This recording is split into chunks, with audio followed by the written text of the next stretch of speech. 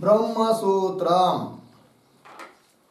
ब्रह्मसूत्र ग्रंथ में page number 96 और 96 पेज के ऊपर से 6 नंबर की पंक्ति है। अंतिम में आया है अत्र आहु, ठीक है, अत्र आहु।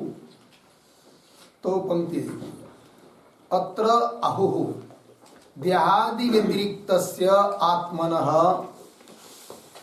आत्मीये देहादौ अभिमानः गौणः अर्धविराम न मिथ्या इति चेत। ठीक, तो पूर्व पक्षी बोल रहे हैं। तो अत्र आहु इस से कौन बोल रहे हैं? तो कल बताया था प्रभाकर मतानुयायी। प्रभाकर क्या कहना है उनका? तो उनका यह कहना है कि हे सिद्धांती, आपने जो अभी तक बताया कि देहादियों में जो आत्माभिमान है जीवों को, वह मिथ्या है, किंतु उसको मिथ्या मत मानिए। फिर कैसा है वो? तो वह देहादियों में जो आत्माभिमान है, मैं मेरापन की बुद्धि है, वह गौण है, मिथ्या नहीं है, ऐसा कहना चाहते हैं। कौन? प्रभाकर। ठीक है, तो क्या कह रहे हैं? तो उनका कथन अभी कर रहे हैं, देखिए पंक्ति में। तो देहादि व्यतिरिक्तस्य, देहादि से भिन्न ऐसा जो आत्मा, ऐसे आत्मा का देहादियों में, कैसा देहादि? आत्मीय देहादौ, आत्मीय ऐसे जो देहादिक है, उन देहादियों में अभिमान, मैं मेरापन का बुद्धि, वह गौण है, मिथ्या नहीं है। तो यहां पर आत्मीय ऐसा लिखा, तो आत्मा के लिए देहादि से व्यतिरिक्त ऐसा जो आत्मा, उसके लिए आत्मीय है कौन? देहादि। आत्मीय है मतलब क्या है? तो आत्मीय शब्द का अर्थ लिखिए, आत्मीयत्वम बराबर आत्मसंबंधित्वम।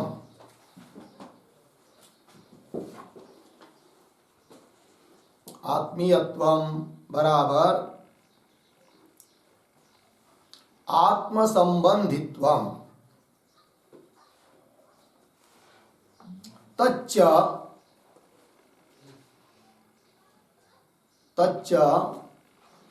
आत्मसंबंधः एव।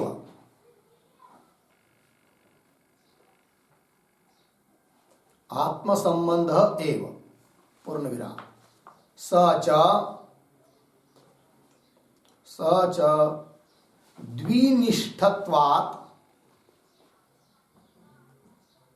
द्विनिष्ठत्वात् गुणः इति भावः।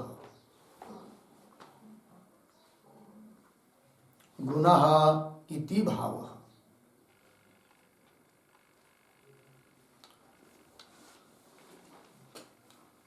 हो गया पूर्ण विराम। अत्र देहे अहम इति भासमानत्वम्, अहम इति भासमानत्वं वा गुणः। गुणः पूर्ण विराम। भ्रांति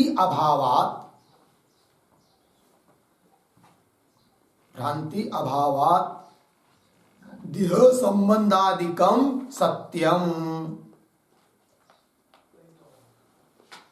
देह संबंधादिकं सत्यम इति भावः। सत्यम इति भाव पूर्ण विराम। ततः ज्ञानात् न निवृत्ति, ज्ञानात् न निवृत्ति पूर्ण विराम। न च निवृत्तेः अपेक्षा, निवृत्तेः अपेक्षा पूर्ण विराम। कर्मणा मोक्षः, कर्मणा मोक्षः, कौंस में लिखिए स्वर्गादि, स्वर्गादि प्राप्ति, कौंस बंद, अर्धविराम। आत्मा तू कर्ता,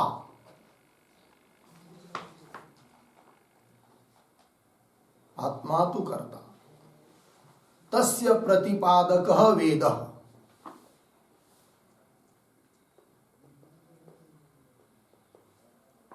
तस्य प्रतिपादकः वेदः, अतः क्रियाशेषतया एव, क्रियाशेषतया एव आत्मनः प्रतिपादनम् अस्ति।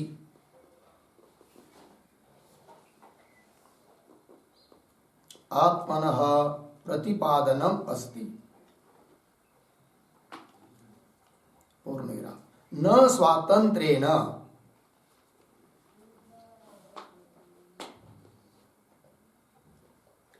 न स्वातंत्र्येण, ठीक है। चलिए, क्या कहना चाहते, क्या भाव है उनका, सब लिख दिया इसमें। तो वो कहते हैं कि देहादिक से अतिरिक्त है आत्मा, किंतु उसका आत्मीय है देहादि। आत्मीय मतलब क्या? आत्मीय शब्द का अर्थ कर दिया आत्म संबंधित्वम, आत्मा के साथ संबंध होना, रहना। वो क्या है संबंधित्व? तो बता दिया आत्म संबंध एवं, आत्मा संबंधित्व मतलब आत्मा का संबंध है देहादिक के साथ। और जो भी संबंध होता है वह द्विनिष्ठ होता है, एक में संबंध नहीं होता है। जैसे घट पट का संयोग है तो संयोग भी संबंध है और वो द्विनिष्ठ है, दोनों में रहता है, एक में नहीं। अतः संयोग को नैयायिकादिकों ने गुण कहा है। इस प्रकार यहाँ पर भी यह संबंध, आत्मा और देह का संबंध दोनों में रहने वाला होने के कारण गुण है। क्यों? देह में अहम इति भासमानत्व, यही गुण है। यद्यपि आत्मा है अहम, किंतु देह में अहम रूप से भाषित हो रहा है, तो देह में अहम रूप से भाषित होना, भासमानत्व, यही है गुण। तो गुण को लेकर गौण प्रयोग होता है। जैसे सिंह में शूरता क्रूरता गुण है, और मानव छोटा बच्चा बालक, उसमें भी शूरता क्रूरता कभी कभी किसी में गुण होते हैं। तो लोग बोलते हैं सिंहो मानव का, ये मानव क्या है? सिंह है। तो गुण को लेकर प्रयोग हो रहा है। उसी प्रकार यहाँ पर आत्मा और देह, इनमें संबंध है, संबंध ही गुण है। अतः देहादियों में अहम ऐसी बुद्धि हो रही है। जैसे मानवक में सिंह बुद्धि होती है, उस प्रकार देह में अहम बुद्धि हो रही है, किंतु गुण के कारण हो रही है। अतः यह गौण प्रयोग है, ये मिथ्या प्रयोग नहीं है। कौन कह रहे? मीमांसक, पूर्व मीमांसक कह रहे। अब इसमें बहुत अंतर है। यदि मिथ्या है, यह सिद्ध होता है, तो उसकी निवृत्ति ज्ञान से होगी, क्योंकि ज्ञान से उसी पदार्थ की निवृत्ति होती है जो मिथ्या होते हैं। तो ज्ञान से निवृत्ति होगी, और उसको, उस ज्ञान का प्रतिपादन करने वाले उपनिषद वाक्य है, सार्थक होंगे, है कि नहीं? और यदि गौण प्रयोग सिद्ध होगा मीमांसक के अनुसार, तो उसकी निवृत्ति ध्यान से नहीं होगी, और ध्यान से निवृत्ति वो मानते भी नहीं है, नहीं, निवृत्ति करने की जरूरत भी नहीं मानते वो। तो वही लिखा, तो सच द्विनिष्ठत्वात् गुण इति भाव। क्यों? अत्र देहे अहम इति भासमानत्वं वा गुण। भ्रांति अभावात्, ये भ्रम नहीं है। भ्रम रहता तो ध्यान से निवृत्त होता, किंतु ये भ्रम नहीं है कि नहीं? क्योंकि पीछे क्या कहा था? सशरीरत्व ही क्या है? बंधन है, और अशरीरत्व मुक्ति है। तो सशरीरत्व जो है, तो वो क्या है? देहादि में अहम बुद्धि, और वो मिथ्या है, वो ज्ञान से निवृत्त होती है। और ज्ञान से निवृत्त होने के कारण इस देह में ही जीते जी ही अशरीरत्व भाव की प्राप्ति हो जाती है। क्योंकि सशरीरत्व का मतलब होता है देहादि में अहम अभिमान, और जीते जी देहादि में जो अभिमान है वो छूट सकता है ज्ञान से। अर्थात अशरीरत्व की प्राप्ति होती है, मोक्ष की प्राप्ति होती है, अशरीरत्व ही मोक्ष है। तो जीते जी मोक्ष प्राप्त होता है, ये सिद्धांत। किंतु इनका कहना है क्या कि ये जो सशरीरत्व है अर्थात देह में अहम बुद्धि है वह मिथ्या होगी तब ना ज्ञान से निवृत्त होगा और जीते जी ही अशरीरत्व भाव प्राप्त होगा। किंतु देहादियों में जो अहम बुद्धि है जिसको तुम सशरीरत्व कहते हैं वह भ्रांति मूलक नहीं है, वो भ्रम नहीं है, भ्रांति नहीं है, वो क्या है फिर गौण प्रयोग है। ठीक है, तो क्या लिख रहे भ्रांति अभावात, और पूर्व मीमांसक भ्रम मानती भी नहीं है। उनके यहाँ तो दो ज्ञानों का क्या हो जाता है अविवेक। जैसे इदम रजतम, यह भी भ्रम नहीं है। इदम रजतम, इसमें दो ज्ञान है, इदम अंश और रजत अंश। इदम अंश में प्रत्यक्ष ज्ञान है, प्रत्यक्ष है, और रजत अंश में स्मृति है। किंतु उस समय किसी दोष के कारण यह दो ज्ञान है ऐसा विवेक नहीं रहता है। तो दो ज्ञान का क्या हो जाता है अविवेक हो जाता है, विवेक नहीं रहता है, तब उसी को लोग भ्रम कहते हैं। किंतु इनके यहाँ भ्रम नहीं है। उसी प्रकार देह में जो अहम बुद्धि हो रही है जिसको वेदांती लोग भ्रम मानते हैं वह भ्रम नहीं मान रहे हैं। कौन? ये मीमांसक, ये कहते हैं कि भ्रम नहीं है, जैसे वेदांती भ्रम कहते हैं। तो भ्रांति अभावात क्या देह संबंधाधिकम सत्यम, इसलिए देह के साथ आत्मा का जो संबंध है वो सत्य ही है इति भाव। और ऐसा सत्य होने से ज्ञानात न निवृत्ति, ज्ञान से उसकी निवृत्ति नहीं होती है, क्योंकि सत्य पदार्थ की निवृत्ति ज्ञान से नहीं होती है, मिथ्या पदार्थ की ही निवृत्ति ज्ञान से होती है। ठीक, तो ज्ञानात न निवृत्ति, और न निवृत्ति अपेक्षा, और मीमांसक को निवृत्त होने की अपेक्षा भी नहीं है कि निवृत्त होना चाहिए देह भाव, शरीर में जो देह भाव है, क्योंकि उसको वो सत्य मानते हैं। फिर क्या करें? जीव को तो मोक्ष चाहिए, ज्ञान प्राप्त करने की जरूरत नहीं है, क्योंकि मिथ्या देह बुद्धि रहती, अहम बुद्धि रहती तो ज्ञान से निवृत्त होती, मिथ्या नहीं है, वो सत्य ही है सब। फिर क्या करें? तो जिसको मोक्ष चाहिए वह कर्म करे, कर्म से मोक्ष होगा। तो कौन मोक्ष होगा? स्वर्ग की प्राप्ति ही मोक्ष है।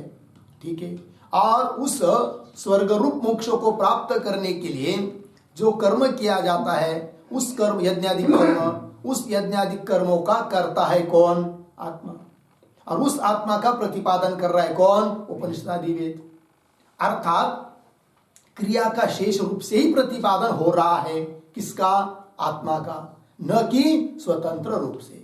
ऐसा ये सब कहने का भाव है। तो एक बात यदि उसकी सिद्ध हो जाती है, कौन सी? कि देहादियों में अहम बुद्धि गौण है, तो ये सब उसका आपसे आप सब सिद्ध हो जाता है मीमांसक का। किंतु सिद्धांती उसका खंडन कर रहे हैं कि देहादियों में अहम बुद्धि, ये पूर्व मीमांसक जिसको तुम गौण कह रहे, गौण बुद्धि कह रहे, वो गौण नहीं है, वो मिथ्या ही है। ऐसा सिद्धांती बोलेंगे अभी, है कि नहीं? अब क्यों मिथ्या है, वो गौण क्यों नहीं है, इस बात का उत्तर देंगे कौन? सिद्धांती। ठीक है, तो ये देखिए पंक्ति, अत्र आहु देहादि व्यतिरिक्त आत्मनः आत्मीये देहादो अभिमान, आत्मीय ऐसे जो देहादिक, उस देहादियों में जो अभिमान है, मैंपन की बुद्धि है, वह गौण है। अर्धविराम, न मिथ्या, वो मिथ्या नहीं, जैसा कि वेदांती बोलते हैं, ये कह रहा है मीमांसक। न मिथ्या इति चेत, यहां तक पूर्व पक्षी हुआ, लग गया जी। अब उसका उत्तर दे रहे सिद्धांती। क्या उत्तर दे रहे? न प्रसिद्ध वस्तु भेदस्य गौणत्व मुख्यत्व प्रसिद्धे, मिला? तो ये जो पंक्ति आ रही है न प्रसिद्ध इत्यादि, उसके ऊपर लिखिए समाधानम।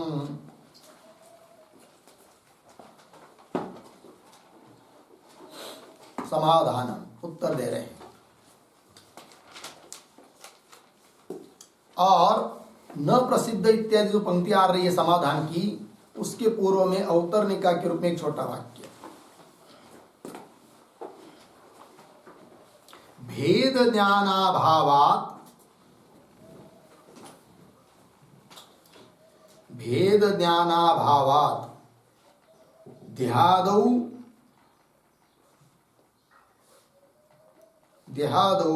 आत्माभिमानः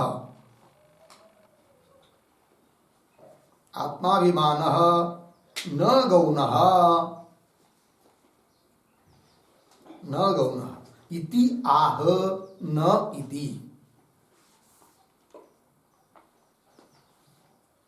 इति आह न इति।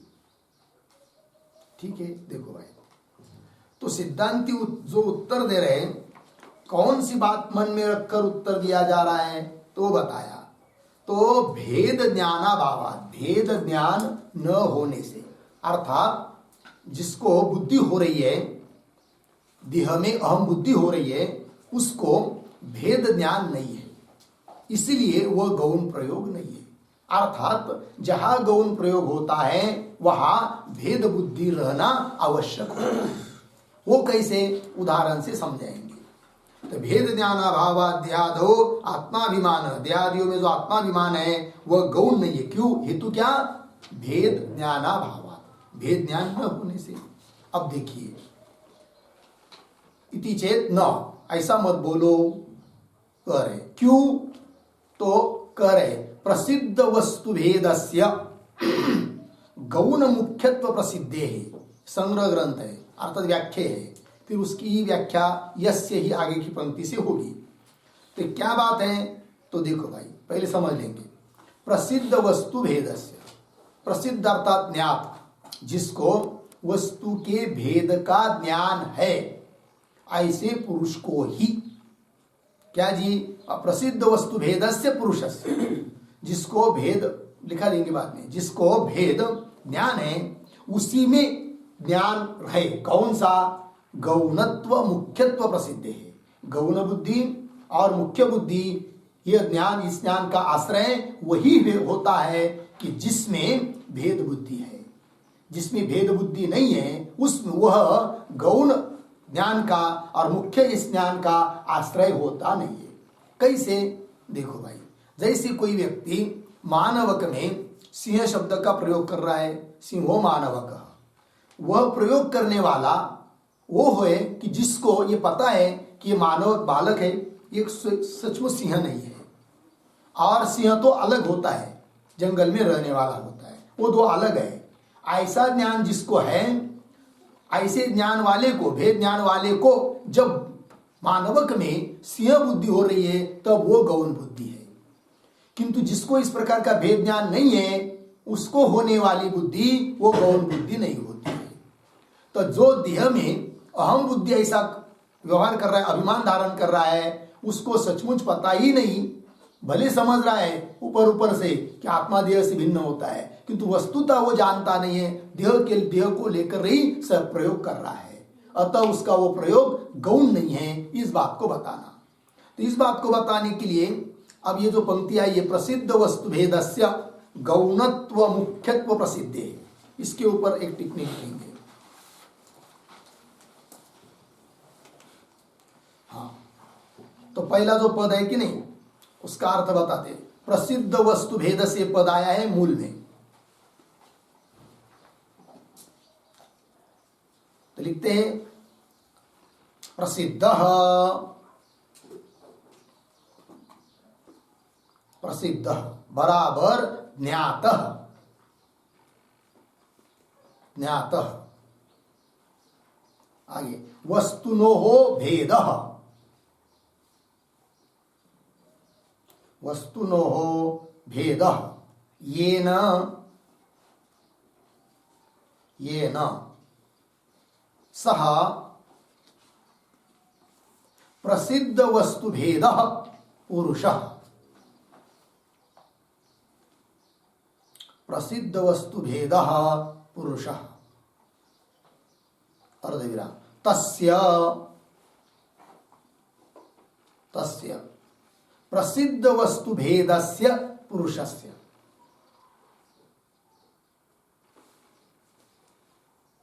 प्रसिद्ध वस्तु भेदस्य पुरुषस्य।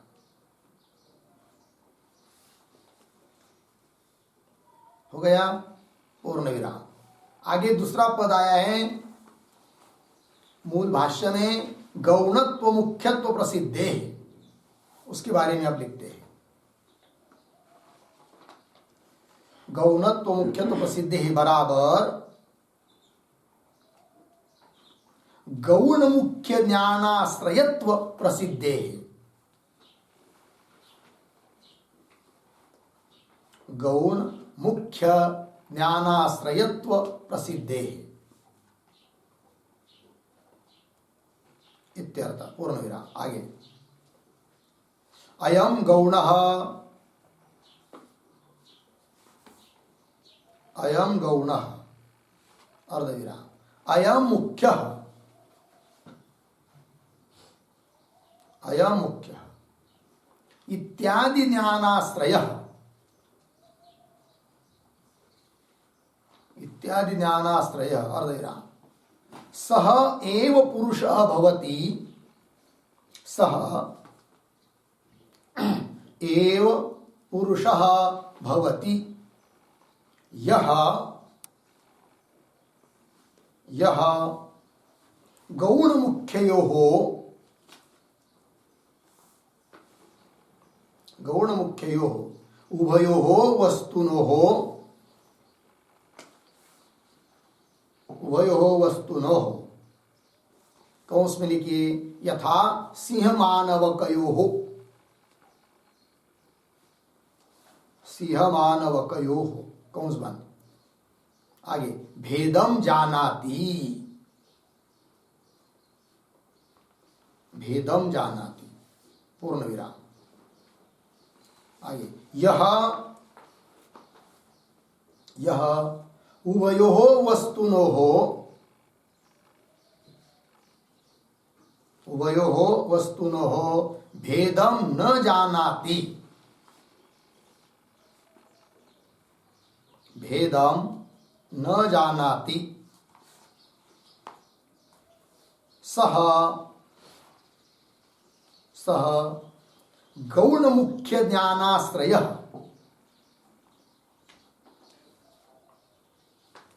गौण मुख्य ज्ञानाश्रयः न भवति, न भवति इति लोके प्रसिद्धम अस्ति, इति लोके प्रसिद्धम अस्ति। ठीक है, देखो भाई, तो पहला पद आया है प्रसिद्ध वस्तु भेदस्य, मिला ना मूल में, उसी का अर्थ कर रहे विग्रह। प्रसिद्ध अर्थात ज्ञात, ज्ञात है जिसको, क्या वस्तुनो भेद, दो वस्तुओं का भेद, ज्ञात वस्तुनो भेद, ये न जाना है वस्तुओं का भेद जिसने, सह ऐसे उस मनुष्य को कहेंगे प्रसिद्ध वस्तु भेद पुरुष। अयम पुरुष कैसा है, यह पुरुष प्रसिद्ध वस्तु भेद, अर्थात जिसको वस्तुओं का भेद ज्ञात है उसको कहेंगे क्या, प्रसिद्ध वस्तु भेद पुरुष। उसकी षष्ठी कर देंगे तस्य, ठीक है ना। तो मूल में आया है प्रसिद्ध वस्तु भेदस्य अर्थात पुरुषस्य। तो प्रसिद्ध है, ज्ञात है वस्तुओं का भेद, वही पुरुष होता है आश्रय किसका, ज्ञान का। कौन से ज्ञान का, आगे का पद आया है क्या, गौणत्व मुख्यत्व प्रसिद्ध है इस ज्ञान का। उसका अर्थ बता दिया है आपको टिप्पणी में, गौण मुख्य ज्ञानाश्रयत्व प्रसिद्ध है। गौण ज्ञान और मुख्य ज्ञान, इस ज्ञान का आश्रय वह व्यक्ति है कि जिसको उन दोनों का भेद पता है, जो जानता है कि ये मानवक है ये सिंह है, दोनों भिन्न भिन्न है, वही कह सकता है कि सिंह शब्द से, सिंह शब्द का मुख्य कौन है, सिंह है। और मानवक भी, सिंह शब्द, मानवक में भी सिंह शब्द का प्रयोग हो रहा है, किंतु सिंह शब्द का अर्थ मानवक गौण है और सिंह मुख्य है कि नहीं। इस प्रकार का ज्ञान उसमें ही है कि जो दोनों का भेद जानता है। देखो भाई, गौण मुख्य ज्ञान आश्रय तो प्रसिद्ध है, उसी को स्पष्टीकरण कर रहे। अयम गौण, यह गौण है। जैसे अयम देवदत्त कैसा है, गौण है, अर्थात सिंह शब्द का प्रयोग जो देवदत्त में हो रहा है या मानवक में हो रहा है, वो प्रयोग कैसा है, गौण है। और अयम मुख्य, सिंह शब्द का प्रयोग वस्तुतः सिंह में हो रहा है तो वो मुख्य प्रयोग है, अयम मुख्य। इत्यादि ज्ञानाश्रय, इत्यादि ज्ञान का आश्रय सह एव पुरुष भवति, वही पुरुष होता है कि जो गौण मुख्य हो, उभयो हो वस्तुनो हो, गौण वस्तु मुख्य वस्तु, जैसे गौण वस्तु हुई, यहाँ पर मानवक मुख्य हुआ, सिंह पशु विशेष, उन दोनों को उभयो वस्तुनो हो भेदम जानाति। ठीक। और यह उभयो वस्तुनो भेदम न जानाति, जो दोनों वस्तुओं का भेद नहीं जानता है, सह ऐसा व्यक्ति गौण मुख्य ज्ञानाश्रय, गौण ज्ञान का आश्रय और मुख्य ज्ञान का आश्रय हो नहीं सकता, न भवति इति लोके प्रसिद्धम। लग गया अर्थ जी? तो देखो, तो सिंह मानवकः यहाँ पर तो गौण प्रयोग है कि नहीं? क्योंकि गौण प्रयोग करने वाला दोनों के भेद को जानता है, मानवक को भी जानता है, सिंह को भी जानता है। और मानवक वस्तुतः सिंह नहीं, इस बात को भी समझ रहा है, और सिंह सिंह होता है, इस बात को भी समझ रहा है। तो भी जानते हुए भी मानवक में जो सिंह शब्द का प्रयोग हो रहा है वह गौण प्रयोग है। किंतु जिसको ये पता नहीं है कि मानवक क्या चीज है और सिंह क्या चीज है कि नहीं, केवल सिंह सुना है और किसी ने कह दिया सिंहो मानवक, तो उस बात को सुनकर बाद में वही प्रयोग करने लगा, ये सिंह है, ये सिंह है। तो मानवक में ऐसा जो अन्य पुरुष प्रयोग करेगा कि जो दोनों के भेद को जानता नहीं है, केवल किसी से सरल चलते फिरते वाक्य सुना, सिंहो क्या सिंहो मानवक, कि जिसने गौण प्रयोग किया है, उस बात को सुनकर ऐसा जो त्रयस्थ पुरुष है, दूसरा ही पुरुष है कि जिसको पता नहीं है मानवक क्या है और सिंह क्या है, किंतु वो बात को सुना, फिर बाद में उसको ऐसा लगा कि ये सिंह है करके, तब वो बाद में जब प्रयोग कर रहा है बार बार कि सिंह है, सिंह, सिंह आया, सिंह गया, अब उसका प्रयोग कैसा है? फिर वो प्रयोग गौण हो सकता है क्या? वो प्रयोग गौण नहीं है, फिर वो कैसा प्रयोग है? मिथ्या प्रयोग है। किसका? जो त्रयस्थ पुरुष ने बाद में किया, जिसको सिंह और मानव का अलग अलग ज्ञान नहीं है, उसके द्वारा जो प्रयोग हो रहा है वह प्रयोग मिथ्या, और जो जानकर प्रयोग कर रहा है वह गौण प्रयोग है। ऐसा दोनों में अंतर समझ में आया कि नहीं?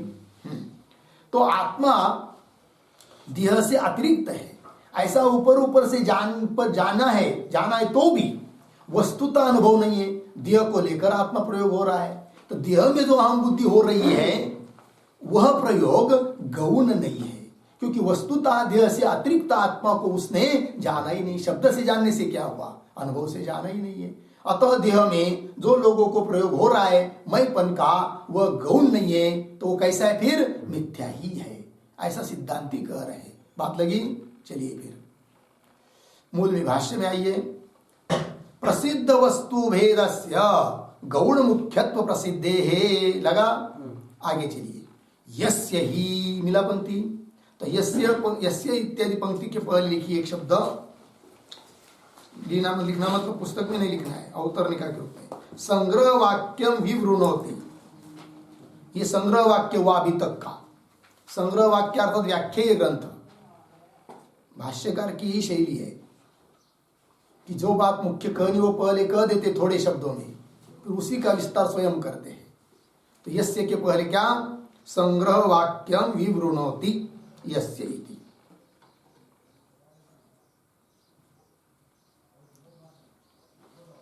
अब देखिए भाई, आगे की पंक्तियों को पढ़ता हूं।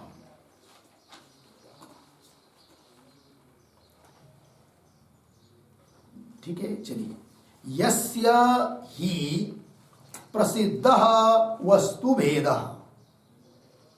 यथा केसरादिमान आकृति विशेष अन्वय व्यतिरेकाभ्याम सिंह शब्द प्रत्यय भाग मुख्य अन्य प्रसिद्ध अर्धविराम ततः च अन्य पुरुषः प्रायिकः क्रौर्य शौर्यादिभिः सिंह गुण संपन्न प्रसिद्ध अर्धविराम तस्य पुरुषे सिंह शब्द प्रत्ययौ गौणौ भवतः अर्धविराम न अप्रसिद्ध वस्तु भेदस्य पूर्णविराम। तो यस्य से लेकर यहां तक पढ़ा हूं, थोड़ा अन्वय करते हैं फिर सरल होगा। तो देखिए शुरू से, यस्य ही, एक शब्द छोड़कर आगे, वस्तु भेद पीछे प्रसिद्ध, आगे यथा यथा अन्वय व्यतिरेकाभ्याम, अन्वय व्यतिरेकाभ्याम सिंह शब्द प्रत्यय भाक, पीछे केसरादिमान आकृति विशेष मुख्य अन्य प्रसिद्ध, और विराम हुआ। आगे ततः च अन्य, एक शब्द छोड़कर आगे प्रायिकः क्रौर्य शौर्यादिभिः सिंह गुण संपन्न, पीछे पुरुषः, आगे प्रसिद्ध, अर्धविराम। आगे तस्य पुरुषे सिंह शब्द प्रत्ययौ गौणौ भवतः, तस्य पुरुषे सिंह शब्द प्रत्ययौ गौणौ भवतः। आगे अप्रसिद्ध वस्तु भेदस्य न, वही पर न है, अप्रसिद्ध वस्तु भेदस्य न, ठीक है जी। चलिए गौण प्रयोग किसमें होता है, इस बात का स्पष्टीकरण कर रहे भगवान भाष्यकार। एक एक शब्द को देखिए। यस्य, मिला पंक्ति, यस्य ही वस्तु भेद प्रसिद्ध, यस्य मतलब जिसको, जिस मनुष्य को वस्तु का भेद प्रसिद्ध है, प्रसिद्ध शब्द करते ज्ञात है, जिसको वस्तु का भेद क्या है, ज्ञात है। जैसे यस्य शब्द से कोई व्यक्ति को पकड़िए, जैसे लिया कौन, चैत्र, ठीक है, चैत्र नाम का व्यक्ति, उसको पता है, क्या पता है, वस्तु भिन्न भिन्न है करके। तो यस्य जैसे चैत्रस्य वस्तु भेद प्रसिद्ध, दो वस्तु का भेद उसको क्या है, प्रसिद्ध है, मतलब सिंह अलग है, मानव का अलग है, ऐसा अलग अलग जो जान रहा है। फिर आगे वस्तु भेद प्रसिद्ध, यथा, उदाहरण, कैसा भेद प्रसिद्ध है, यथा अन्वय व्यतिरेकाभ्याम सिंह शब्द प्रत्यय भाक केसरादिमान आकृति विशेष मुख्य अन्य प्रसिद्ध, इतना अर्थ समझ लीजिए।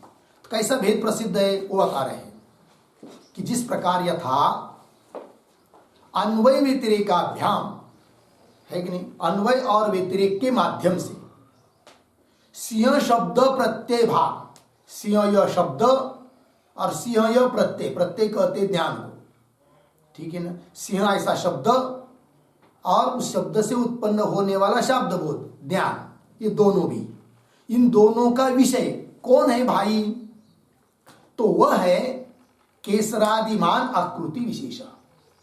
सिंहों को होते कि नहीं केसर, वो बाल आदि सब होते कि नहीं, उसको केसर कहते हैं। तो केसरादि वाला आकृति विशेष अर्थात पशु विशेष, वह है क्या, सिंह शब्द का अर्थ, ठीक है, ऐसा जो मनुष्य जान रहा है। तो ये ज्ञान उसको हुआ सिंह के बारे में अलग स्वतंत्र रूप से, ठीक है। तो देखिए शब्दों को पुनः, यस्य वस्तु भेद प्रसिद्ध यथा अन्वय व्यतिरेकाभ्याम, अन्वय व्यतिरेक कैसे, तो सिंह शब्द का प्रयोग जब होता है तब उसी की उपस्थिति होती है जो पशु विशेष है, तो अन्वय हुआ।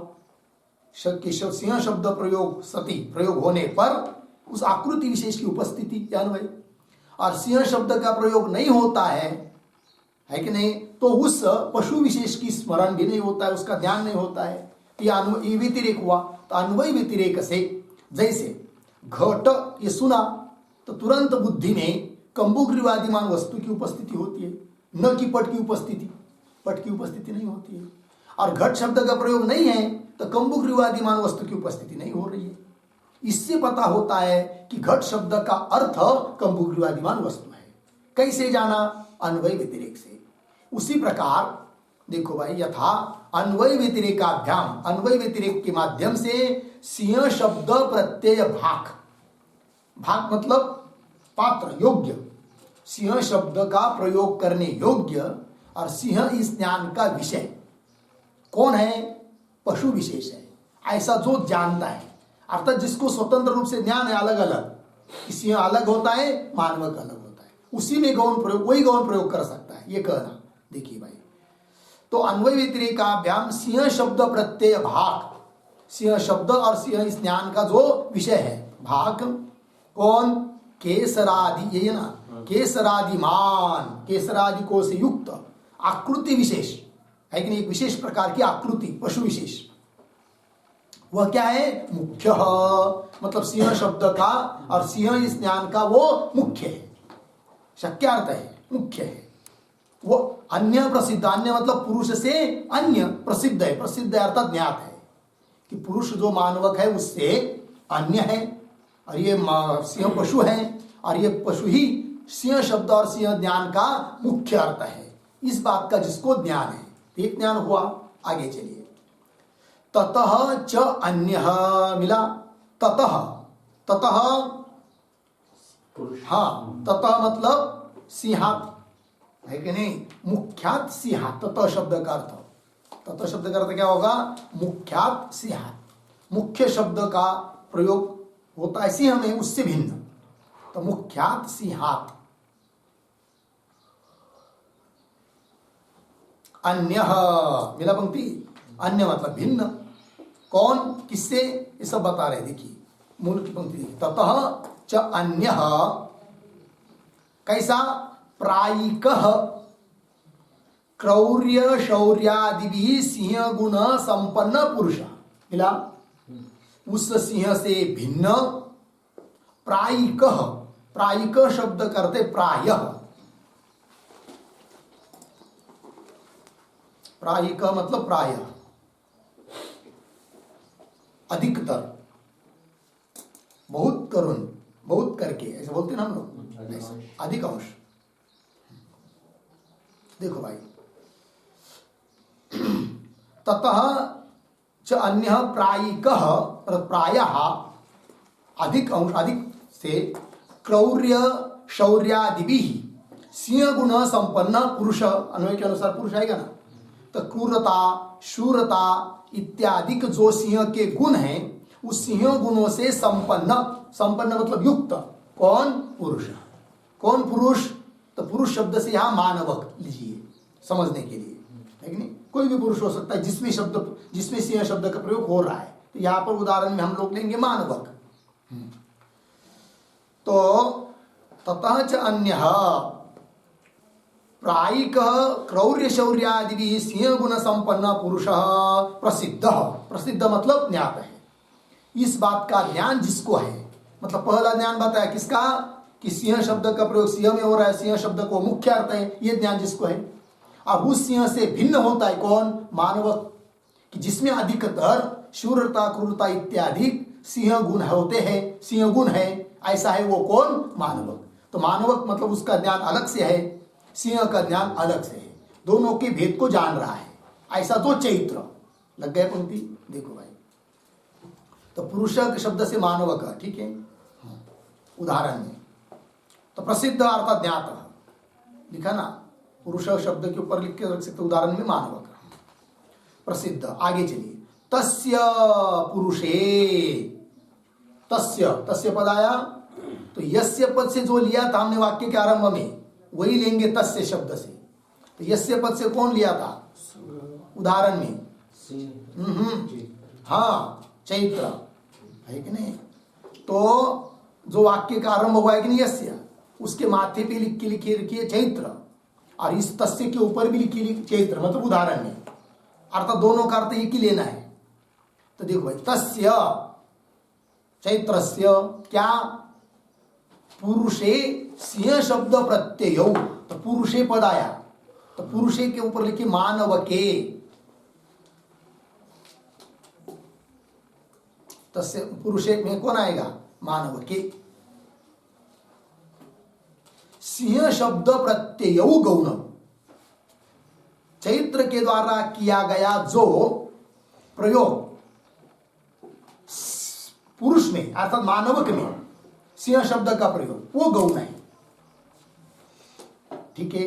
देखो भाई, तस्य चैत्रस्य पुरुष अर्थात मानवक में होने वाला प्रयोग। कौन? सिंह शब्द प्रत्यय, सिंह शब्द का प्रयोग और सिंह ऐसा ज्ञान, प्रत्यय मतलब ज्ञान, ये दो द्विवचन है कि नहीं? सिंह शब्द का प्रयोग भी हो रहा है मानवक में, और ये सिंह है ऐसा थोड़ी देर के लिए ज्ञान भी हो रहा है कि सिंह जैसा है भाई, सिंह है करके। तो पुरुष है सिंह शब्द प्रत्यय गौणौ भवतः, तो वो गौण है। ठीक है, तो मानवक में सिंह शब्द का प्रयोग गौण है। बराबर। किसके द्वारा किया जा रहा है प्रयोग? चैत्र के द्वारा, अन्य किसी व्यक्ति के द्वारा। कैसा है वो अन्य व्यक्ति की जिसके द्वारा मानवक में सिंह शब्द का प्रयोग किया जा रहा है और वो गौण है? तो वो जिसके द्वारा प्रयोग किया जा रहा है वो पुरुष कैसा है? वह पुरुष वो है कि जो दोनों के भेद को जानता है। सिंह शब्द का अर्थ क्या है इसको भी जानता है, और ये मानवक अलग चीज है, वस्तुतः सिंह नहीं है, इसको भी जो जान रहा है। ऐसा जो चैत्र आदि कोई पुरुष, उसके द्वारा मानवक में सिंह शब्द का प्रयोग हो रहा है, वो गौण प्रयोग है। वो शब्द प्रयोग भी और शब्द से होने वाला शब्द बोध भी गौण है। ठीक है ना? लिखिए भाई, तस्य पुरुषे सिंह शब्द प्रत्ययौ गौणौ भवतः। लगा? आगे, अप्रसिद्ध वस्तु भेदस्य न, मिला पंक्ति। तो किसके लिए गौण प्रयोग और किसके लिए नहीं है? तो किसके लिए गौण प्रयोग है वो बता दिया अभी। तो गौण प्रयोग किसका है? कि जो दोनों के भेद को जान रहा है उसके द्वारा होने वाला प्रयोग गौण प्रयोग है। ठीक है ना? गौण प्रयोग कौन प्रयोग? शब्द प्रयोग, और शब्द से होने वाला शब्द वो दोनों भी गौण है। किसमें? मानवक में। किस शब्द का प्रयोग? सिंह शब्द का प्रयोग, वो गौण है। लग गया? किंतु आगे, न अप्रसिद्ध वस्तु भेदस्य, अप्रसिद्ध वस्तु भेदस्य न। अप्रसिद्ध वस्तु भेदस्य मतलब क्या? कि जिसको दो वस्तुओं का भेद का ज्ञान नहीं है। तो एक पर्यायवाची शब्द लिखिए उसके लिए, अप्रसिद्ध वस्तु भेदस्य बराबर अज्ञात वस्तु भेदस्य पुरुषस्य। अज्ञात वस्तु भेदस्य पुरुषस्य,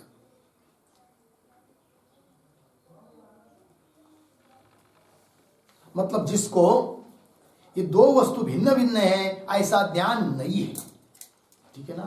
अज्ञात वस्तु भेदस्य पुरुषस्य। लग गया जी? न, न मतलब क्या? वाक्य क्या है? वाक्य कहाँ पूरा हुआ? भाष्य में अप्रसिद्ध वस्तु भेदस्य न, लेकिन न क्या? तो शेष लिखिए आगे, न शेष वाक्य तब पूरा होगा ना। सिंह शब्द प्रत्ययौ गौणौ न भवतः इत्यर्थः।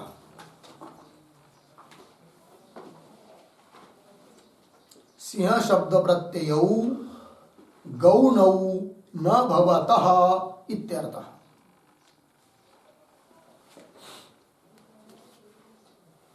ठीक है, तो ध्यान दीजिए भाई। तो इस मानवक में सिंह शब्द का प्रयोग जो हो रहा है वो गौण भी हो सकता है, मिथ्या भी हो सकता है। और लिखना, ध्यान दीजिए, लिखा हुआ अर्थ ध्यान दीजिए। क्या मानवक में जो सिंह शब्द का प्रयोग हो रहा है किसी किसी व्यक्ति के द्वारा, हो सकता है वो गौण भी हो सकता है कदाचित वह क्या मिथ्या भी हो सकता है। अब मैं प्रश्न पूछता हूं कि मानवक में सिंह शब्द का प्रयोग जो हो रहा है वो गौण है, कब कहेंगे हम लोग ये गौण प्रयोग है करके? दोनों को जब उस प्रयोग करने वाले में दोनों का अलग अलग ज्ञान है तो कहेंगे उसका प्रयोग गौण है। प्रसिद्ध वस्तु भेदस्य पुरुषस्य प्रयोगः गौणः। समझ में है कि नहीं? ज्ञात है दो वस्तुओं का भेद जिस पुरुष को, ऐसे पुरुष के द्वारा किया जाने वाला प्रयोग वो होगा क्या? गौण। और जो व्यक्ति, ऐसा कोई व्यक्ति है कि जो सिंह शब्द के अर्थ को भी नहीं जानता है, मानवक शब्द के अर्थ को भी नहीं जानता है, केवल व्यवहार में सुना है कि नहीं, किंतु उसको पता नहीं कि गौण प्रयोग है करके, तो वो सुनकर उसको ऐसा लगा सचमुच यही क्या है, सिंह है। फिर वो भी प्रयोग कर रहा है, सिंह सिंह सिंह आया, सिंह बैठा, सिंह खा रहा है बालक, लेकिन प्रयोग हो रहा है सिंह। ऐसे व्यक्ति के द्वारा किया जाने वाला प्रयोग वो कैसा होगा, वो मिथ्या प्रयोग है। वो मिथ्या प्रयोग क्यों है? हाँ, वह पुरुष दोनों के अर्थों को, दोनों सिंह और मानव की दो शब्दों के अर्थों को अलग अलग रूप से जानता नहीं है। अर्थात कैसे पुरुष के द्वारा होने वाला प्रयोग मिथ्या है, जो भेद रूप से नहीं जानता। यहाँ के शब्द में क्या बोलेंगे, अज्ञात, हाँ वही अप्रसिद्ध वस्तु भेदस्य, अर्थात अज्ञात वस्तु भेदस्य, मतलब जिसको दोनों वस्तुओं का भेद का ज्ञान नहीं है, ऐसे पुरुष के द्वारा किया जाने वाला भेद प्रयोग, शब्द प्रयोग है कि नहीं, वो कैसा है, मिथ्या है। लग गया कि नहीं? तो अलग अलग कर दिया भाष्यकार भगवान ने, गौण प्रयोग कहाँ होता है और मिथ्या प्रयोग कहाँ होता है। ठीक, अब ये क्यों बताना पड़ा, इसलिए कि पूर्व मीमांसक कह रहे थे देह में जो अहम अभिमान है वह मिथ्या नहीं है, क्या है, गौण है। पूर्व मीमांसक कह रहे थे कि नहीं, प्रभाकर अधिक। अब उनको समझाना है कि अरे भाई तुम्हें अब निर्णय कर लो कि देह में अहम बुद्धि का जो प्रयोग हो रहा है वह गौण है कि मुख्य है, सॉरी गौण है कि मिथ्या है। ठीक है, तो गौण तब मानते हम यदि आदमी प्रयोग करने वाला, देह में अहम बुद्धि समझने वाला देह को और आत्मा को अलग अलग रूप से जानता।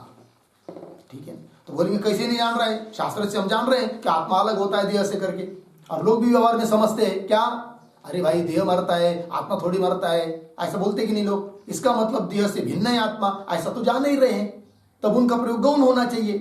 तो नहीं, तो जान रहे मतलब केवल शब्द से जान रहे हैं, अनुभूति से, वस्तुता नहीं जान रहे कि सचमुच आत्मा मैं हूं और मैं देह से अलग हूं, इस बात को नहीं जान रहे। अतः उनका प्रयोग, वह प्रयोग मिथ्या ही है, गौण नहीं है। कौन सा, देह में होने वाला अहम अभिमान रूप प्रयोग, वो कैसा है, मिथ्या है, गौण नहीं। हाँ, यदि जीवन मुक्त ज्ञानी पुरुष है, सचमुच उसको अहम ब्रह्मास्मि बोध हुआ की भी प्रतीति नहीं आ रही है, ऐसे व्यक्ति के द्वारा यदि व्यवहार में देह में कदाचित अहम ऐसा प्रयोग हो भी रहा हो, तो हो सकता है उसको गौण मान सकते हैं हम लोग, क्योंकि उसको पता है आत्मा कौन है, मैं हूं और देहादिक अलग है करके। किंतु जिसको आत्मा की अनुभूति नहीं है कि नहीं, सामान्य तौर पर शब्द से केवल जान रहे कि देह से आत्मा भिन्न होता है, इसे जान रहे, तो भी उनका प्रयोग वो मिथ्या ही प्रयोग है। लग गया, अर्थात देह में अहम अभिमान जो प्रयोग है, अहम बुद्धि जो प्रयोग है, मैं देह हूं, मैं जा रहा हूं, खा रहा हूं, ये सब प्रयोग है, वो मिथ्या ही है, वह गौण नहीं है। और यदि मिथ्या है तो उसकी निवृत्ति होगी किससे, ज्ञान से ही निवृत्ति होगी, उसके लिए कर्म आदि की जरूरत भी नहीं है कि नहीं। चलिए अभी होगा इतना, आगे चलिए अब भाष्य में। यह वाक्य हुआ तस्य, मेरा पंक्ति आगे, तस्य तु अन्यत्र अन्य शब्द प्रत्ययौ भ्रांति निमित्तौ एव भवतः न गौणम। मिला, हाँ, तो इस पंक्ति में पद आया सबसे पहला तस्य। तस्य शब्द का अर्थ लिखिए, तस्य बराबर अप्रसिद्ध वस्तु भेदस्य पुरुषस्य।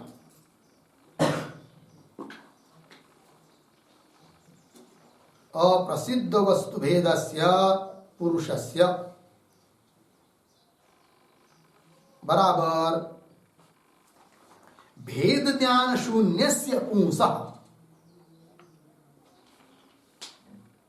भेद ज्ञान शून्यस्य पुंसः।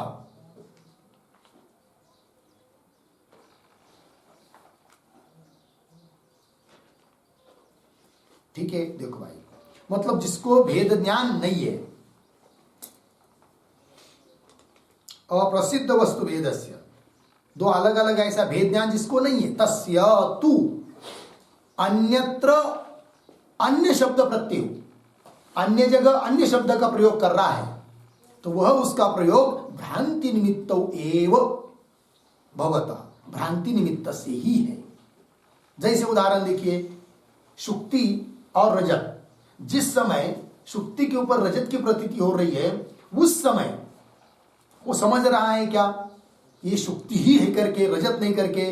नहीं, भेद नहीं जान रहा है। वो व्यवहार में जान रहा है शुक्ति अलग होती है, रजत अलग होता है, किंतु जिस समय रजत की प्रतीति हो रही है कि नहीं शुक्ति में, उस समय वो नहीं समझ रहा है कि ये शुक्ति है, रजत नहीं करके। अतः उसका अन्यत्र अन्य प्रयोग हो रहा है। अन्यत्र शुक्तौ है कि नहीं, अन्य शब्द रजत शब्द का प्रयोग हो रहा है। अतः वो प्रयोग कैसा है? मिथ्या है, भ्रांति मूलक है, भ्रम है। पंक्ति देखिए, तस्य तु अन्यत्र अन्य शब्द प्रत्ययो भ्रांति निमित्तौ एव, वो भ्रम के निमित्त से है, एव भवतः, है कि नहीं, अर्थात उसका वो मिथ्या ज्ञान है। न गौण, वो गौण प्रयोग नहीं है। ठीक है, तो तस्य तु अन्यत्र अन्य शब्द प्रत्यय, शब्द प्रत्यय पद आया कि नहीं? शब्द और प्रत्यय दो चीजें, कौन कौन दो, कैसे है वो? एक शब्द लिखिए उस पर, शब्द प्रत्यय बराबर शब्द शाब्द बोध च, शब्द शाब्द बोध च। ठीक, शब्द और प्रत्यय, प्रत्यय मतलब ज्ञान, तो शब्द और शब्द से होने वाला ज्ञान, शाब्द बोध जिसको कहते हैं, वो दोनों भी भ्रांति निमित्त, वो भ्रम के निमित्त से है, एवं भवत, अर्थात उसका वो मिथ्या ज्ञान है। जो वस्तु के भेद को नहीं जान रहा है, अन्य में अन्य शब्द का प्रयोग कर रहा है, उसका वो ज्ञान कैसा है? भ्रांति निमित्त है, अर्थात भ्रम ज्ञान है, मिथ्या ज्ञान है। न गौणौ, वो गौण नहीं है। क्यों भाई? तो गौण के ऊपर एक शब्द लिखिए, भेद ज्ञान रूप हेतु हो अभावात,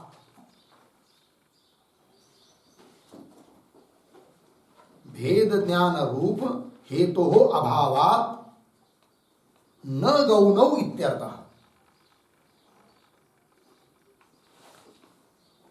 न गौणौ इत्यर्थः,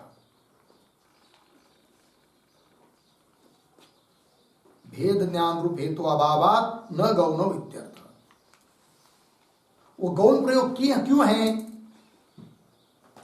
वो गौण प्रयोग नहीं बोल रहे कि नहीं, न गौणौ, गौण प्रयोग क्यों नहीं है? वो क्योंकि वो भेद रूप से नहीं, उसका गौण प्रयोग होने का जो निमित्त भेद ज्ञान वो उसमें नहीं है, अतः गौण प्रयोग नहीं है। फिर कैसा प्रयोग है? मिथ्या प्रयोग है। ठीक, चलिए, न गौण कैसे भाई? अब उदाहरण से समझा रहे। यथा, मेरा पंक्ति, यथा यथा मंदांधकारे स्थानु अयम इति अगृह्यमान विशेषे, ऐसा ही क्या? अगृह्य है ना? हाँ, अगृह्यमान विशेषे पुरुष शब्द प्रत्यय स्थानु विषय, इतना ही समझ लीजिए, थोड़ा अन्वय करते हैं। यथा मंदांधकारे अयम स्थानु इति, आगे सरल, अगृह्यमान विशेषे पुरुष शब्द प्रत्यय स्थानु विषय। ठीक, उदाहरण दिया कि जैसे मंद अंधकार है, रात का समय है, पौर्णिमा का दिन है, और रात में कोई आदमी घूमने जा रहा है, ठीक है, और जाते जाते रास्ते में भूख लगी, और भूख लगी तो रास्ते में जो खेत था उसमें चने थे, बोया हुआ चना था, हरा, और जो परिपक्व हुआ था, मतलब हरा हरा था, खाने जैसा था, पूरा सूखा नहीं है। ऐसा लगा भूख लगी है तो चलो खा लेते थोड़ा जाकर, किंतु उतने में तो उस कोने में एक दिखाई दिया, अरे बाप रे, नहीं भाई, कोई आदमी दिखाई दे रहा है। था तो आदमी नहीं, कौन था? स्थानु था, किंतु उसको ये ज्ञान नहीं हुआ कि पुरुष नहीं है, स्थानु है करके, है कि नहीं? ये ज्ञान नहीं है उसको, उसको ऐसा लगा पुरुष है, तो अन्य में अन्य शब्द का प्रयोग है, कौन? स्थानु। समझ क्या रहा है? तो पुरुष यह शब्द प्रयोग और पुरुष यह ज्ञान जो स्थानु में हो रहा है, वह उसका ज्ञान कैसा है? फिर मिथ्या है, गौण नहीं है। ठीक है ना? क्योंकि विशेष रूप से उसने उस स्थानु का ग्रहण नहीं किया है कि नहीं? जब उसको पता चलेगा, पास में जाकर देखेगा, अरे ये तो स्थानु है, और फिर पुनः दूर जाने पर दिखाई भी देगा ये पुरुष है, अब उस समय यदि प्रयोग करेगा तब वो हो जाएगा क्या, गौण। किंतु स्थानु को जाने बिना जो पुरुष ऐसा प्रयोग किया जा रहा है वह प्रयोग क्या है, मिथ्या है। वही पंक्ति दिया, यथा मंदांधकारे अयम स्थानु इति, यह स्थानु इस रूप से अगृह्यमाण विशेषे, मतलब विशेष रूप से स्थानु का ग्रहण जिसको नहीं हुआ है, अगृह्यमाण विशेषे, तो भी पुरुष शब्द प्रत्यय, किंतु पुरुष यह शब्द और पुरुष ऐसा ज्ञान उसको हो रहा है, वो दोनों भी कैसे है, स्थानु विषय हो, स्थानु पर हो रहे हैं, किंतु वो कैसे गौण नहीं है, फिर कैसे है, मिथ्या है। ये उदाहरण दिया, लग गया अर्थ। और उदाहरण दे रहे, यथावा शुक्तिकायाम अकस्मात रजतम इति निश्चितौ शब्द प्रत्यय। ठीक है ना, इतना ही उदाहरण का वाक्य इतना ही पहले समझ लेते इसको, इसमें भी थोड़ा अन्वय करते। यथावा शुक्तिकायाम अकस्मात रजतम इति, आगे शब्द प्रत्यय निश्चित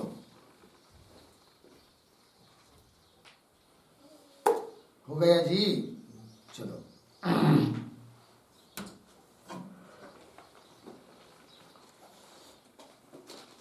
तो यथावा उदाहरण दे रहे, शुक्तिकायाम सामने पड़ी है कौन, शुक्तिका, और क्या हुआ उसको, अकस्मात रजतम इति, उसको ज्ञान हुआ अकस्मात क्या, ये रजत है करके। तो इस प्रकार का जो रजत यह शब्द का प्रयोग और रजत यह ज्ञान उसको हो रहा है, वो भी ज्ञान कैसा है, मिथ्या ही है, गौण नहीं है। ये उदाहरण दिया।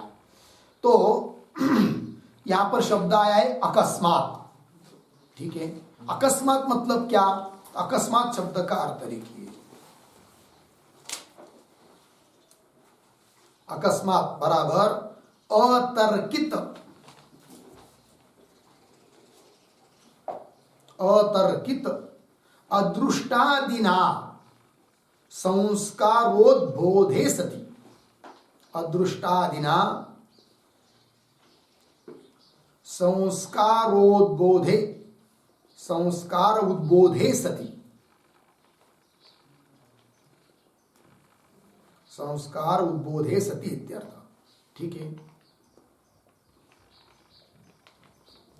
देखो भाई, शुक्ति पड़ी थी और रजत ज्ञान हुआ, अकस्मात हुआ। अकस्मात हुआ मतलब क्या, उसने वहां पर कुछ तर्क नहीं किया, अतर्कित है, ये क्या है करके चिकित्सा नहीं की, और अदृष्टादिक के द्वारा संस्कार उद्बुद्ध हुए रजत के, तो वो हुआ रजत यह ज्ञान, तो अकस्मात हुआ। ठीक है ना, अदृष्टादिक के द्वारा उद्बुद्ध संस्कार के द्वारा यह ज्ञान हुआ, तर्क के बिना, लेकिन चिकित्सा के बिना, वही इसलिए कहा अकस्मात।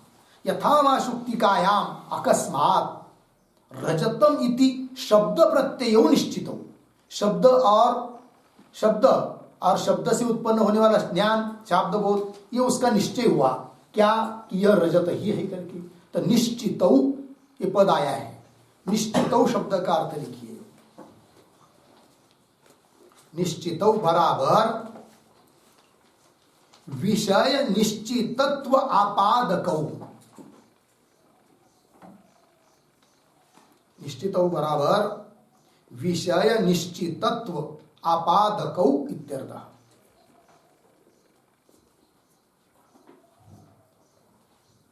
विषय निश्चितत्व आपादकौ मतलब यह सामने वाला विषय निश्चित ऐसा ही है, ऐसा आपादक संपादक ज्ञान और शब्द प्रयोग उसको हुआ है, इसलिए निश्चित की विशेषण है।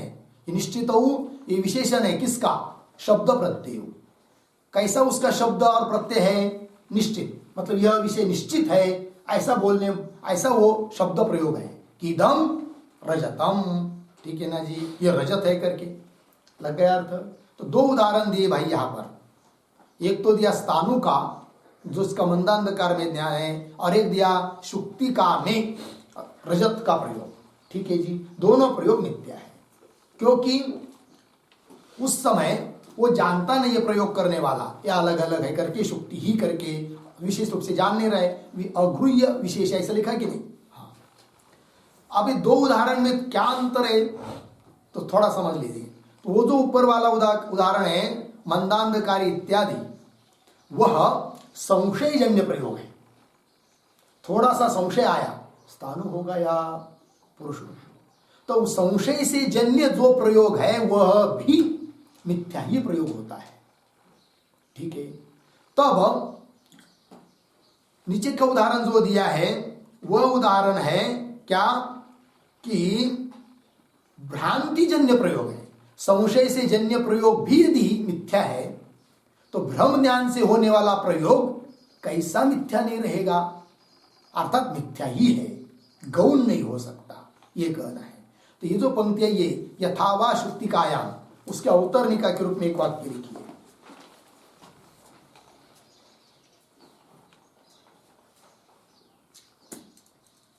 क्या? यदा यदा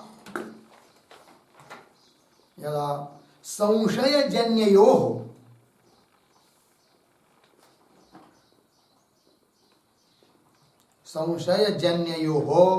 शब्द प्रत्यययोः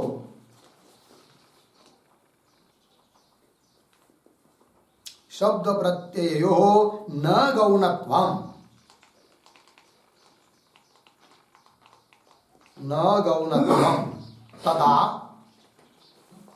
तदा भ्रांतिजन्ययोः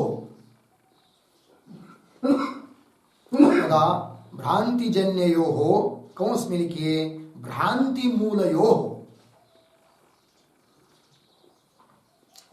मूलयोः कौंस बंद किं वाच्यम इति आह यथावा।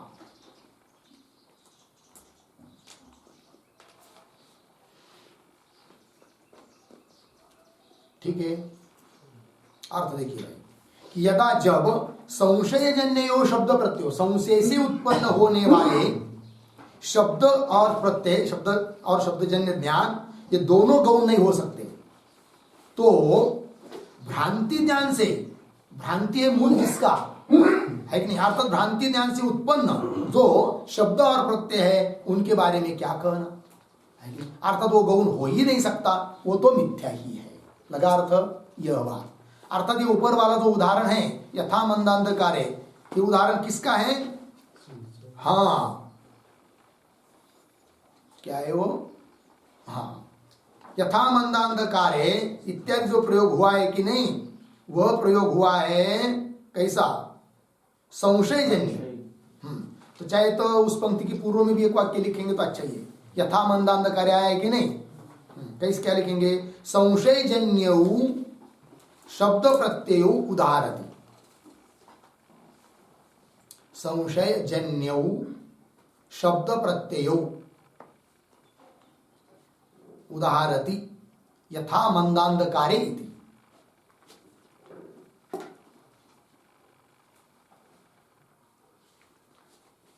ठीक है, यथा मंदांधकारे इति। तात्पर्य क्या? संशय से उत्पन्न जो शब्द और शब्द से उत्पन्न होने वाला ज्ञान वह भी गौण नहीं है, अर्थात क्या है? मिथ्या ही है। तो जो भ्रांति ज्ञान मूलक है, अर्थात भ्रांति ज्ञान से जन्य है, ऐसा शब्द प्रयोग कैसा गौण हो सकता है? अर्थात गौण नहीं, मिथ्या ही है। ठीक है जी। तो देखो भाई, तो तीन बात हो गई यहां पर। एक बात वो है कि जो यथार्थ रूप से सचमुच जान रहा है वस्तु के भेद को, उसके द्वारा जो प्रयोग होता है वह प्रयोग गौण। मानवक में सिंह ज्ञान, जो कि जान रहा है अलग अलग, मानवक अलग है, सिंह अलग है, उसके द्वारा होने वाला प्रयोग गौण प्रयोग। और जिसको दो वस्तुओं के बारे में निश्चित रूप से ये अलग अलग ज्ञान नहीं है, संशय है कि नहीं, ऐसे व्यक्ति के द्वारा भी प्रयोग होता है तो वह भी गौण नहीं है, कैसा है? मिथ्या है।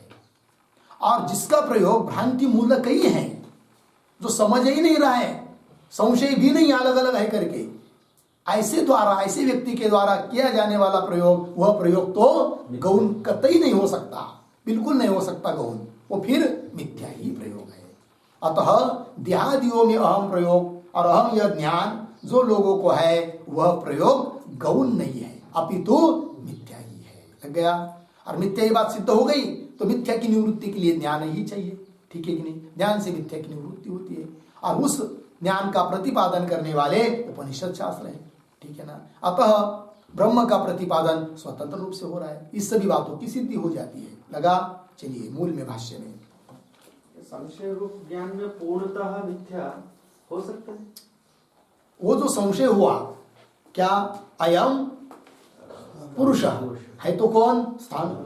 उसको संशय ज्ञान रहेगा तो संशय ज्ञान द्विकोटिक होता है, या कोई कोई चतुष्कोटिक मानते हैं तो द्विकोटिक पकड़ लिए, तो उस द्विकोटिक में एक कोटि भ्रम है, एक कोटि यथार्थ हो सकती है, ठीक है ना। किंतु इसको संशय से ज्ञान हो रहा है, पहले संशय था किंतु ज्ञान स्थानुर हुआ पुरुष हुआ ऐसा नहीं हुआ, पुरुष ही हो रहा है, तो वह ज्ञान मिथ्या ही है, गौण नहीं है, ये कहना। चलिए आगे, इतना हुआ। यथा वा शुक्तिकायाम अकस्मात रजतम इति निश्चितौ शब्द प्रत्ययो, ये दो उदाहरण दिया, लग गया। और इस बात का स्पष्टीकरण हुआ, गौण प्रयोग कहाँ होता है और मिथ्या प्रयोग कहाँ होता है, ये भी बात हुआ। अब मुख्य बात में पर आ रहे भाष्यकार भगवान, तद्वत्, मिला पंक्ति, तद्वत् देहादि संघाते अहम इति निरूपचारेण शब्द प्रत्ययौ, बराबर है ना, शब्द प्रत्ययौ आत्मानात्मा अविवेकेन उत्पद्यमानौ कथम गौणौ शक्यौ वदितुम। मिला पंक्ति? देखो भाई, थोड़ा पहले अन्वय कर लेंगे, तद्वत से लेकर वदितुम तक। मिला?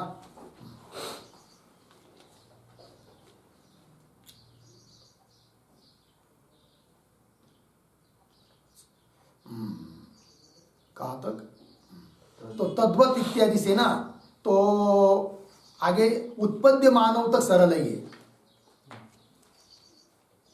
उसके आगे उत्पद्य मानव गौणौ वदितुम कथम शक्यौ, ये गौण प्रयोग ऐसा कैसा बोला जा सकता है, अर्थात नहीं। लग गया इतना? तो देखिए शुरू से देखिए, तद्वत दो उदाहरण दिए कि नहीं, उसकी तरह देहादि संगाते, संगात मतलब समूह, देह इंद्रियों का जो समूह है, ठीक है, उसमें सप्तमी, देहादि संगाते अहम इति निरूपचारेण, प्रयोग हो रहा है लोगों के द्वारा देह में अहम, ऐसा प्रयोग कैसा हो रहा है? वो निरूपचारेण। निरूपचारेण मतलब क्या? तो निरूपचारेण का अर्थ लिखिए, निरूपचारेण बराबर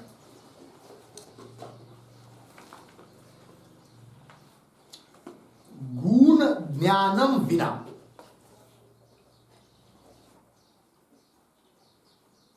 गुण ज्ञानम विना, पूर्ण विराम,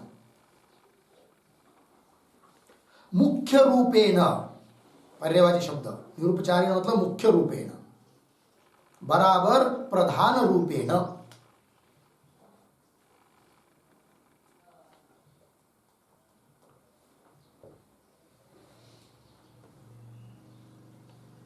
ठीक है जी, प्रधान रूप से प्रयोग हो रहा है, सब लोग मुख्य रूप से प्रयोग कर रहे हैं, किसमें? देह में, देहादि संगात में। किसका? आत्मा का मतलब अहम, अहम, अहम का, अहम मतलब आत्मा समझते हो, और देह में ही प्रयोग कर रहे हैं, देह को लेकर हम बोल रहे हैं। अब देखिए वाक्य को, तद्वत् देहादि संगाते अहम इति, मैं ऐसा करके, निरूपचारेण प्रधान रूप से, शब्द प्रत्यय, शब्द प्रयोग भी हो रहा है और ज्ञान भी हो रहा है लोगों को कि मैं ही हूं करके देह को लेकर, शब्द प्रत्ययौ, मिला पंक्ति? आगे आत्मानात्मौ अविवेकेन उत्पद्यमानौ, है कि नहीं? आत्मानात्मौ अविवेकेन उत्पद्यमानौ शब्द प्रत्ययौ, ऐसा पढ़ना चाहिए। क्या क्या? देखिए पुनः, तद्वत् देहादि संगाते अहम इति निरूपचारेण, या तक हुआ? निरूपचारेण क्या? आत्मानात्मौ, आत्मानात्मौ अविवेकेन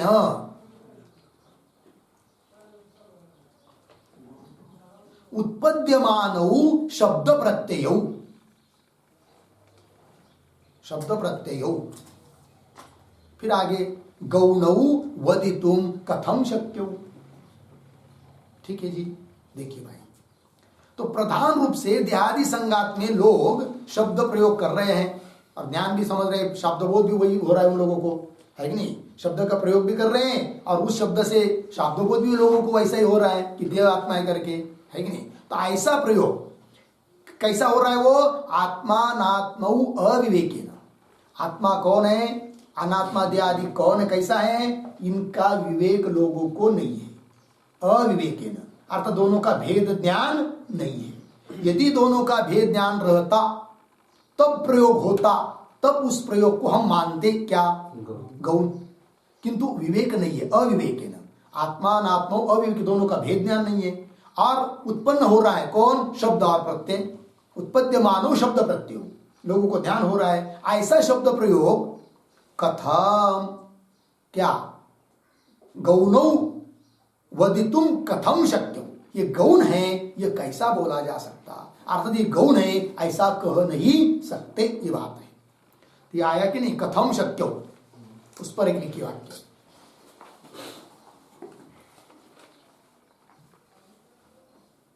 कथम शक्यो लिखा, हाँ। गौणौ इति वदितुम न शक्यौ, यह अर्थ है उसका। गौणौ इति वदितुम न शक्यौ इत्यर्थः। इत्यर्थ अर्धविराम। आत्मानात्मनोः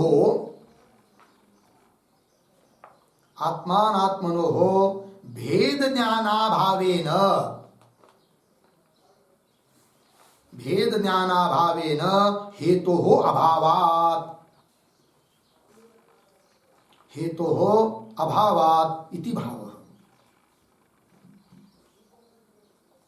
ठीक है, चलिए। भाष्यकार भगवान की भाषा है, आक्षेप भाषा है, कैसे गौण हो सकते हैं, अर्थात गौण नहीं है। तो वही लिखा, गौणौ इति वदितुम न शक्यो। क्यों? आत्मानात्मनो भेद ज्ञान अभावेन, प्रयोग करने वाले में आत्मा और अनात्मा का भेद ज्ञान नहीं है, अर्थात हेतु का ज्ञान नहीं है। भेद ज्ञान नहीं मतलब गौण प्रयोग होने के लिए जो हेतु भेद ज्ञान वो उसमें नहीं है, अतः यह गौण प्रयोग नहीं है, ये कहना। चलिए मूल में वदितुम आगे, आत्मानात्म विवेकिनाम, आत्मानात्म विवेकिनाम अपि पंडितानाम आजा अविपालानाम इव अविविक्तौ शब्द प्रत्ययौ भवतः। मिला पंक्ति, थोड़ा अन्वय। आत्मानात्म विवेकीनाम पंडितानाम अपि, पंडितानाम अपि आजा, आगे सरल है, आजा अविपालानाम इव अविविक्तौ शब्द प्रत्ययो भवतः। ठीक है, तो आत्मा, आत्मा अनात्मा विवेकिना, आत्मा अनात्मा इनका विवेक जिनको है ऐसे पंडितों को भी वैसा ही प्रयोग हो रहा है। किंतु ये पंडित कैसे भाई, ज्ञानी नहीं है, जीवन मुक्त नहीं है, ठीक है ना? तो कैसे है फिर ये? तो आत्मानात्म विवेकी नाम पंडितानाम अपि, इस पर एक शब्द लिखिए, श्रवण मनन कुशलता मात्र पंडितानाम इत्यर्थः। श्रवण मनन कुशलता मात्र, श्रवण मनन कुशलता मात्र पंडितानाम इत्यर्थः।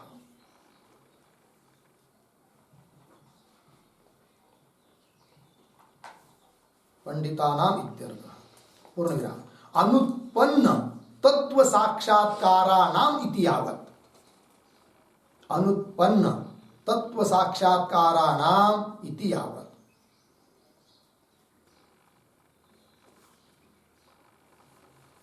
ठीक है, चलो भाई, यहां पर पंडित शब्द से तत्वज्ञानी मतलब आत्मानुभवी व्यक्ति नहीं लेना है, जीवन मुक्त। फिर कौन? केवल श्रवण मनन कुशलता मात्र, श्रवण मनन करने में केवल कुशल है, वस्तुतः आत्मा को जान नहीं रहा है, जाता तो है है कि नहीं? दूर कहीं जंगल में 2-2 घंटा आग बंद करके तो दिख रहा है, किंतु उतनी मात्रा में सचमुच यथार्थ रूप से देह से अतिरिक्त आत्मा में अहम बुद्धि जिसको हुई नहीं है। श्रवण मनन कुशलता मात्र पंडिता नाम, तात्पर्य क्या? अनुत्पन्न तत्व साक्षात्कार, जिसको तत्व साक्षात्कार उत्पन्न हुआ नहीं, ऐसे पंडित लेना। ठीक है जी। तो चलो फिर मूल में, आत्मानात्म विवेकी नाम पंडिता नाम अपी, उनको भी शब्द प्रत्यय, शब्द और प्रत्यय, शब्द और ज्ञान देह में कैसा हो रहा है कि जैसा कि अजा अविपाला नाम इव, अजा, अजा बकरी, अवि मेंढी, है कि नहीं, या भेड़ बकरी, इस समझ लीजिए, भेड़ बकरी पालन करने वाले जो लोग हैं वो जैसे देह में अहम प्रयोग करते हैं और अहम शब्द से देह को ही समझते हैं, उसी प्रकार ये पंडित भी ऐसा ही समझ रहे हैं, है कि नहीं? अनुत्पन्न तत्व साक्षात्कारी पंडित। तो आत्मानात्म विवेकी नाम पंडिता नाम अपि अजा अविपाला नाम इव अविविक्तौ शब्द प्रत्यय, शब्द प्रयोग हो रहे उन्हीं में भी। कैसे? अविविक्तौ। अविविक्तौ मतलब क्या? अविविक्तौ का अर्थ लिखिए, देहादौ अविविक्तौ,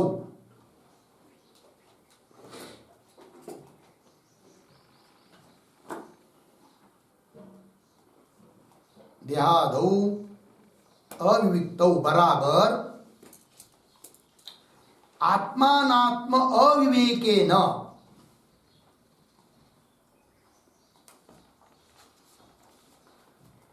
आत्मानात्म अविवेकेन उत्पद्यमानौ इत्यर्थः। आत्मा अनात्म अविवेकेन उत्पद्यमानौ इत्यर्थः। ठीक है। तो देहादियों में अविविक्त अर्थात आत्मा क्या है, अनात्मा क्या है, इसके आत्मा अनात्म विवेकेन उत्पद्यमान, आत्मा अनात्मा अविवेकेन, क्या लिखा आपने? आत्मा अनात्मा अविवेकेन, ऐसा समझना है। मतलब पृथक ज्ञान नहीं है उनको, आत्मा क्या है अनात्मा क्या है, उनका अविवेक है, अविवेक, ऐसा प्रयोग हुआ है ना। आत्मा अनात्मा अविवेकेन उत्पद्यमान, अविवेक से उत्पन्न हुआ, ऐसा वो शब्द और प्रत्यय है। ठीक है। देखिए मूल में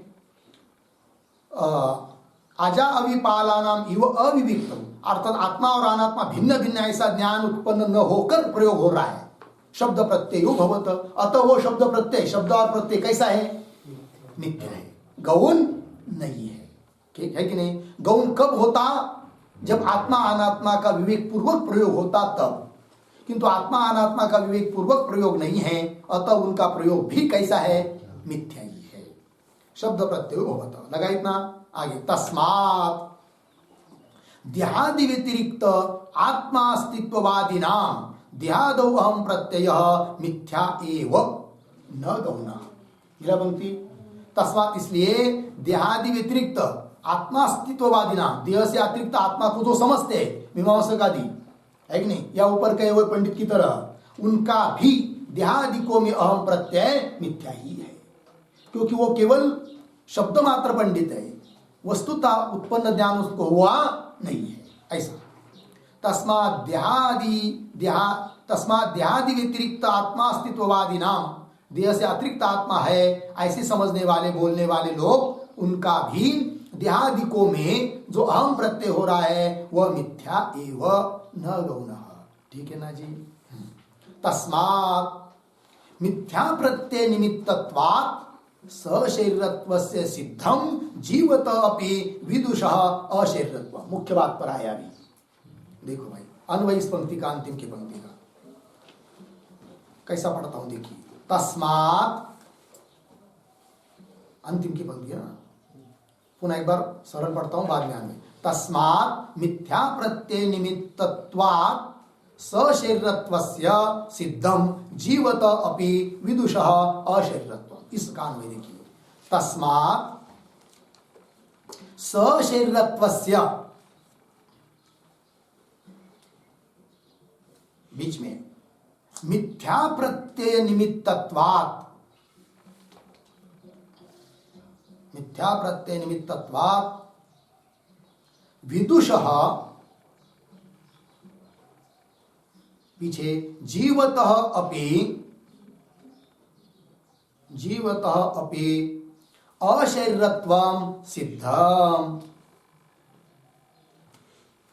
अशरीरत्वं सिद्धम। ठीक है जी, अर्थ देखिए भाई। तस्मात् इसलिए, क्या इसलिए मतलब क्या, देहादियों में अहम प्रत्यय मिथ्या होने से, तस्मात् क्या, सशरीरत्वस्य मिथ्या प्रत्यय निमित्तत्वात्, सशरीरत्व जो है वो मिथ्या प्रत्यय के निमित्त से है कि नहीं, न कि धर्माधर्म के निमित्त से सशरीरत्व है, मिथ्या प्रत्यय निमित्त से, मिथ्या ज्ञान से है सशरीरत्व। ठीक है ना।